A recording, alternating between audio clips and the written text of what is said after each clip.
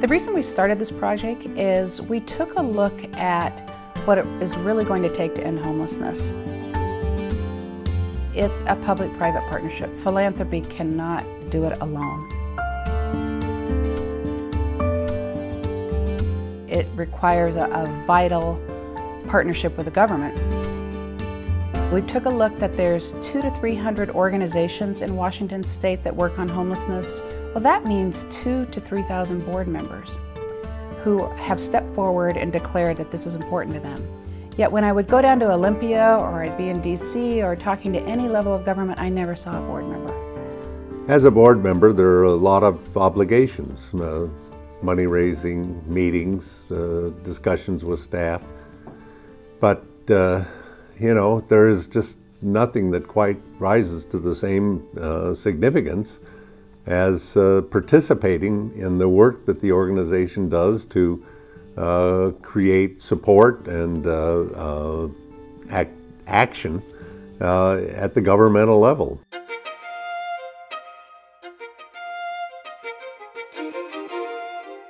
When I started realizing that advocacy was important was when I did the math. And I realized we have built this strong base of support, and who's going to take this base of support and represent it for the public dollars, which are a significant portion of our budget. On an operating budget, it could be between 40 to 70% of your operating budget. For capital projects, oftentimes it's at least 50%.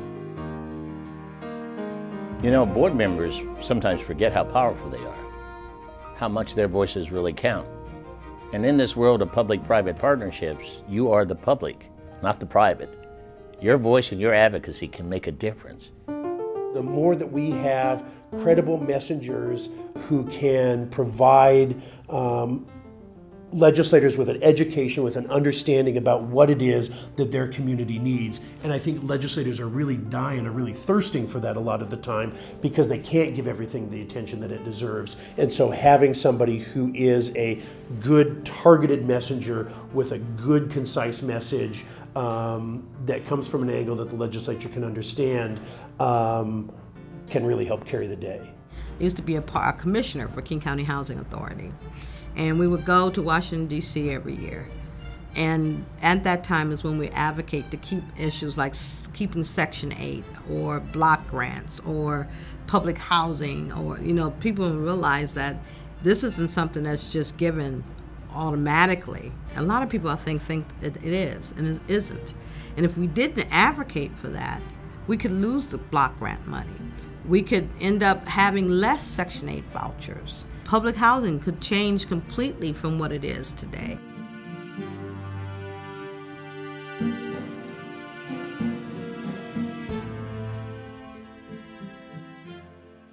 When you're talking about money to address housing and homelessness, the 5,000-pound gorilla absolutely is the federal government. Local governmental money also makes a big difference, both state and local. So keeping government involved in the issue of housing and homelessness is critical.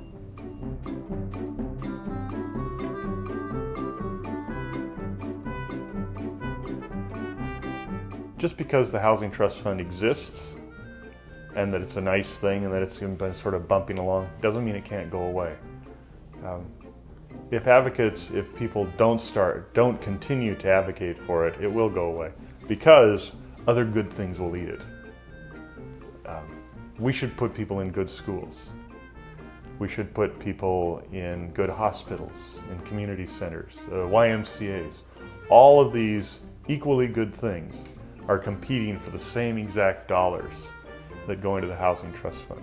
So every time you stand up as an advocate, you are ensuring that your voice is going to be heard, and you have a darn good chance of getting that vote to fund those dollars, to fund the issues that you care about.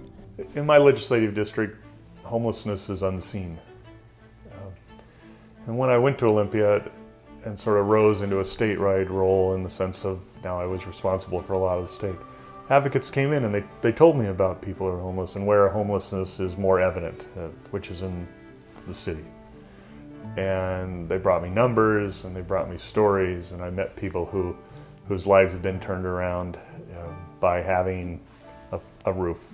And it rose in my priority system then. I think people get intimidated by the political process and by the policymaking process. You've got people with titles, you got people who have been in the media, you got people who have fancy offices with all the furnishings and the marble and everything else, and that's intimidating to folks, I think. And I think the thing to remember is that elected officials are representative of the communities that they come from.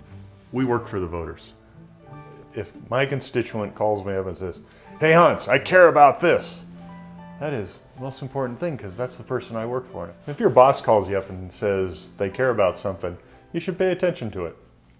Our legislators are part-time legislators. They have full-time other lives. They are very clear about the fact that they do not know everything and that they welcome what their constituents can tell them about what's going on back in the district, things they need to know to make good decisions.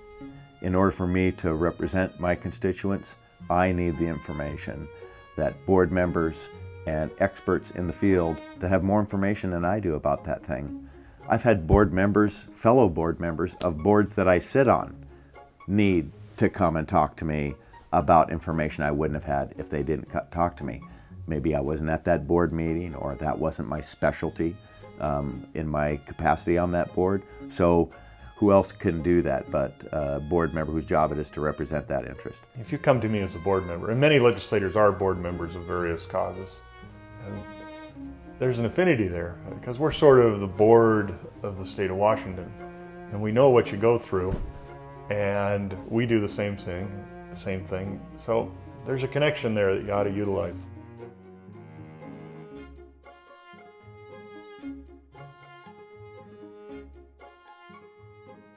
I do think that in the work of influencing governmental decisions that people on the staff are very important players because of their really immense expertise and all the facts that they have at their command. But in terms of effectiveness on people in government, there isn't the slightest doubt that the volunteer who shows up and talks about the cause is even more effective, because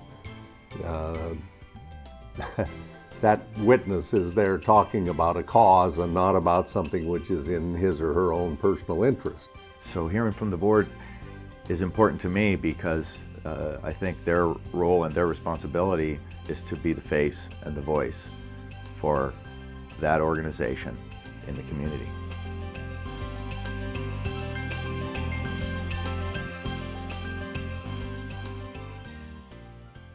The business of deciding what causes, what organizations to support is not a simple matter, but certainly the fundamental element is to develop the conviction that this is an organization that's effective, that has promise of getting something done. And there are a number of ingredients in that, obviously, in fundraising, for example. But certainly a major element of measuring that kind of effectiveness for most organizations where there is governmental participation is the effectiveness and the willingness of the folks involved in those organizations to be advocates. You know, as a board member, everything is about leveraging the time that you can spend on this, and private fundraising, a base of donors, is extremely important.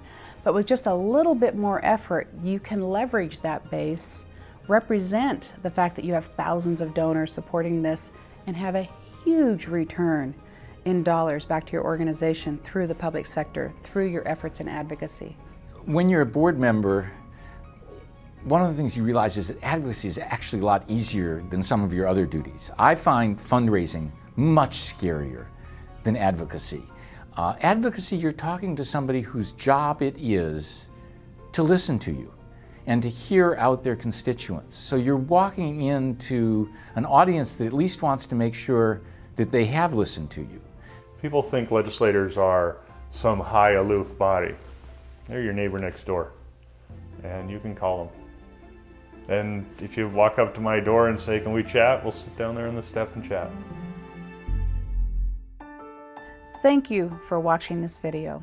A few final thoughts as we wrap up that I hope you'll keep in mind when you think about your time and your commitment to advocacy. First, as a board member, you have a lot going for you. Your passion, your commitment, you've already made a statement that you care about this issue just by being a member of the board of your organization. Secondly, you have credibility and expertise in this issue that will be listened to and respected, again, by serving on a board of trustees of an organization committed to affordable housing and homelessness. And third, you are a constituent. You are one of 2,000 to 3,000 board members from around the state committed to affordable housing and ending homelessness. And as elected officials told you in this video, they listen to your voice over others. They care about what you think and they respond. So I hope you'll stay involved in this project to mobilize board members for advocacy. And here are 4 simple things that you can do today. First, find out who your state and federal representatives are, how to contact them, and what they care about. A great place to start for this information is on the website on your screen. Second, educate yourself about your own organization and your balance of revenues and resources, where they come from, and the balance of public and private funds, so that you can adequately represent the interests of your own organization. Third, sign up to receive state and federal legislative action alerts on critical issues related to housing and homelessness by entering your email address at the homepage of the Washington Low-Income Housing Alliance. Fourth, go to Common Ground's project website. At this website, you'll find great examples of where the smallest of efforts by community leaders like yourself to communicate with government officials has resulted in bringing dramatic change and new resources that benefit homeless and low-income families. You'll also find advocacy resources and links to websites that will connect you to data on local needs and information on budget issues and policy priorities to help empower you in your advocacy. And one last thing, please sign up for a free advocacy training held by Common Ground for your Board of Trustees. And thank you for your passion and your commitment to ending homelessness.